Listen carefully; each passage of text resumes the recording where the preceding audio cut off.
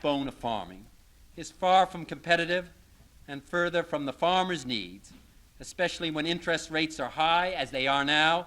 The small and the middle-sized farmer is behind almost before he even begins.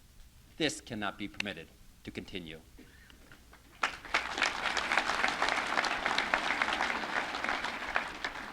A part of the answer to the cost-price squeeze facing the farmer is a vigorous and vigilant enforcement of the antitrust laws.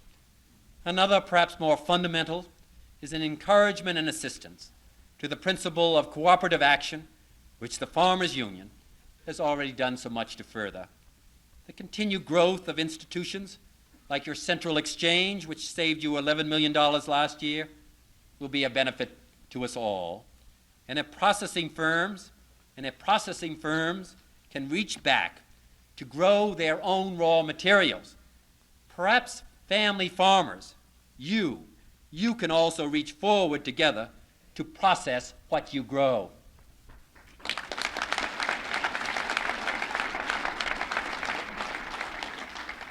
Fourth, to supplement the income of rural communities, to maintain them as viable and attractive places to live and to work, our embryonic plan of rural community development, which Secretary Freeman has done so much to advance, needs the full support and funding of the federal government.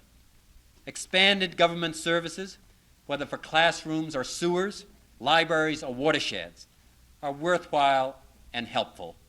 But the basic need is for jobs and for income, farm and non-farm, and for government help to local communities to develop industry, which alone can provide the hundreds of thousands of jobs which are needed. Fifth, most important, and yet perhaps the hardest to achieve, or even to define.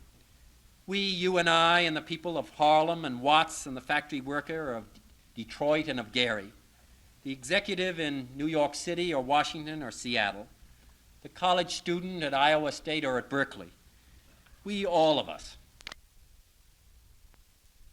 Turn it on, Bill. Well, this is an audio track, open and closed, for Robert Kennedy at Oklahoma University, Q&A with the students. Robert Kennedy brought his so-called liberal views on the Vietnam War to this conservative campus, and he got an amazing welcome.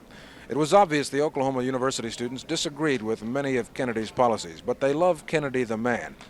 He took the opportunity to repeat his proposal that the U.S. stop bombing North Vietnam. Now, at this point, the sound on film goes in. Now the close. Kennedy took a straw vote among the students. They voted for escalation of the war. Yet the Kennedy magic dominated the session. The students apparently see Kennedy as the symbol of opposition to President Johnson, and that apparently is enough. Kennedy was a smashing success. Don Farmer, ABC News at the University of Oklahoma. Okay, this is an open and close with two alternate bridges for a piece which could be put together with Humphrey and Kennedy speaking separately at the National Farmers Union, Oklahoma City. Okay, first the opening, then two bridges, and then the close. Okay. The National Farmers Union drew both Vice President Humphrey and Senator Robert Kennedy to its convention here in Oklahoma City. Both men told the farmers what they wanted to hear, that the American farmer is not getting a just return for his work. Mr. Humphrey promised vigorous action by the federal government to help the farmer. Senator Kennedy urged measures to protect the farmer from the giants of industry, and he called for more food production to feed the world's hungry people. The following is the closing. Humphrey was an effective administration spokesman. His speech was received warmly. Kennedy spoke only for himself. But even though he called it Oklahoma, these men and women of rural America got his message, and they liked what they heard. Don Farmer, ABC News, Oklahoma City. Oklahoma. Oklahoma City. Okay. How about all of that? You think you don't get it? Okay.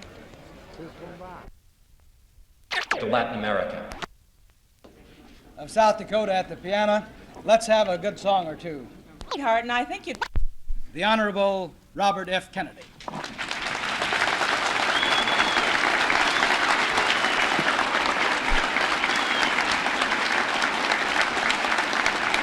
Thank you. Thank you very much. Thank you very much.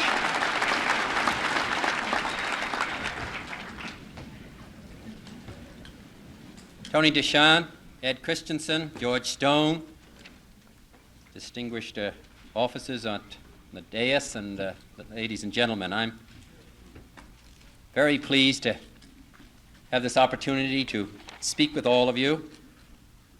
I was out at the University of Oklahoma, and the president there was kind enough to say a few nice words about me, and hearing Tony, as the president of this organization, saying some nice things about me. It's the nicest things that presidents have said about me in a long time. So.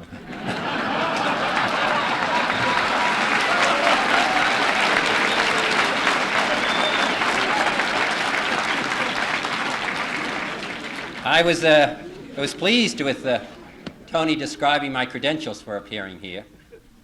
I understood you had the Vice President of the United States. So I thought it was a nice education to have him come here and see all of. I think that he mixes with all of you and sees what we farmers are up against. That they all.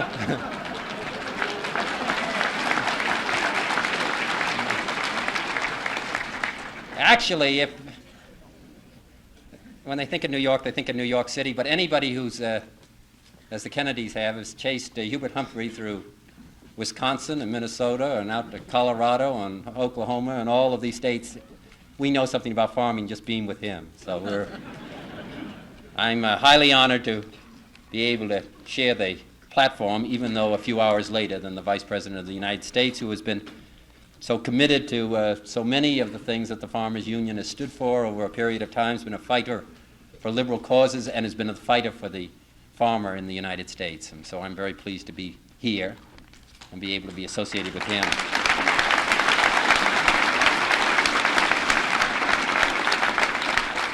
Actually, I thought I might just throw out another thing that I talked to my wife, and our mare just had a colt. I'd rather say our cow had a calf, but I have to settle with that.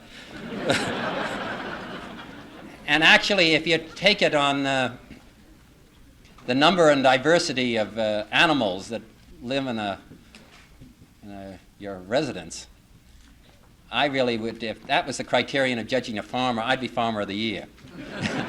And if you throw in children, I'd be Farmer of the Decade. So I'm very pleased to be here with you. To do equity, to establish justice, to apply the golden rule, this was the goal front in the fight for all of these.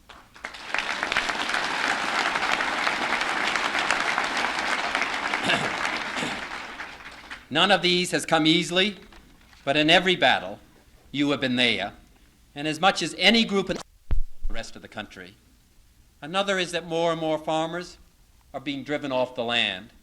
82,000, plus all of their families, and the rural businessmen who served them, even in the relatively prosperous year of 1966. When those who leave for the city are farmers, often in the middle of life, without the capital or the skills to make a new career, the result is individual tragedy. When they are the best young people, the repository of our present educational investment, and the hope for a productive agriculture in the future, the result is collective folly. As President Johnson has said, not just sentiment demands that we do more to help our farms and our rural communities. The welfare of our nation depends upon it. Must we export our youth to the cities faster than we export our crops and our livestock to the market?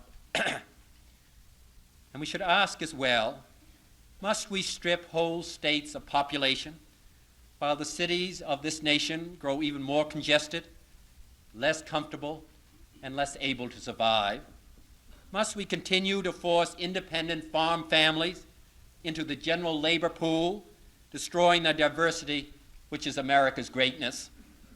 Even as we preach to others the superiority of individual agriculture, must we allow ourselves here in the United States to be collectivized by great corporations?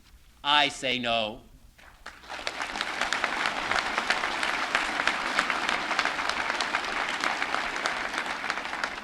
Must those who have contributed more than their share to the wealth of all continue to work in a way which is inexorably leading to the destruction of their livelihoods and to their way of living just because they are so productive, just because they've been such able and diligent members of our society? I say no, we can do better. I think that it is past time that the nation take up the creed of the Farmers Union and to do equity, to establish justice, and to apply the golden rule to our relations with the American farmer.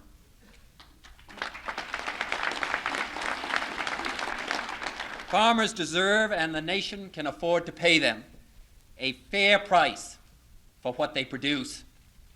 All of us must come to realize that no one is a gainer, and all of us are the losers when farmers are not paid a fair return for their investment and for their labor. Better farm prices would benefit consumers as workers and businessmen far more than they would cost at the retail level. That, after all, is one reason why we have minimum wage laws and Social Security, and why we encourage labor unions to organize for better pay.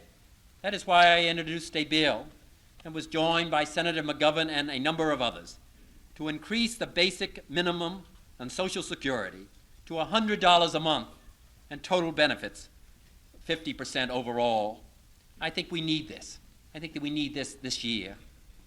If the farm economy allows farmers to bargain collectively as labor does, the farm problem would be very different than we think it is today, and farmers might not think of it as a problem at all. Let's move in that direction.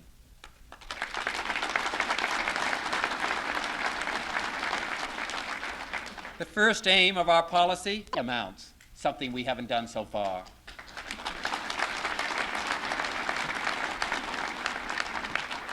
Second, ladies and gentlemen, we need more, not less, farm production. Private consumption within the United States must rise even faster than the population. 20% of all Americans still subsist on inadequate diets.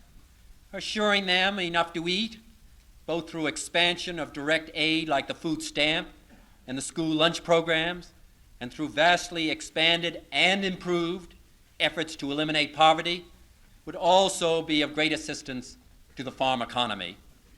This has been an area that has been too long ignored. Most of the world, 500 million people, are already chronically hungry, and that figure increases dramatically in the next 35 years in order to give all of the people of the world an adequate diet.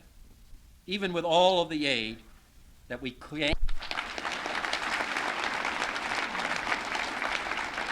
So rather than talk about surpluses, we would do better to think of the children of Appalachia and of Harlem, the young mothers of Latin America, the villages of East Africa and East Asia, of their days of misery and of hunger, and of the food forever lost to them, and of the food which will be lost to them in the future unless we produce much more than we do today.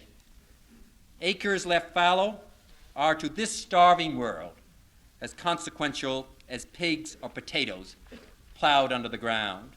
And as Owen Young warned in the 1920s in a prophecy that was all too accurate, if America starts to burn surpluses of wheat or cotton, when people are hungry elsewhere in the world, that fire will start a conflagration which cannot stop. Now, as we look to the millions of India and Pakistan and Latin America, to half the world's population without enough to eat, we know that that fire cannot be allowed to burn. We must therefore rid ourselves finally of the idea that a food for people that he plants and to do so at a fair price. Third, the farmer, a classical free competitor, cannot continue to buy his needs from and sell his goods to giant industries with vastly superior bargaining power. Farmers must buy tractors and harvesters and fertilizers, spending up to 60% of the value of their produce for these absolute necessities. But these prices, the prices of these things that are so essential to the farmer, they do not fall in bad times. The steel industry, for example, did not of time, and he's the one, in the last analysis, who suffered the most. These disparities can widen even more as mergers increase the size and the market power of food manufacturers and retailers. The National Commission on Food Marketing has documented the increased buying power and the profits that come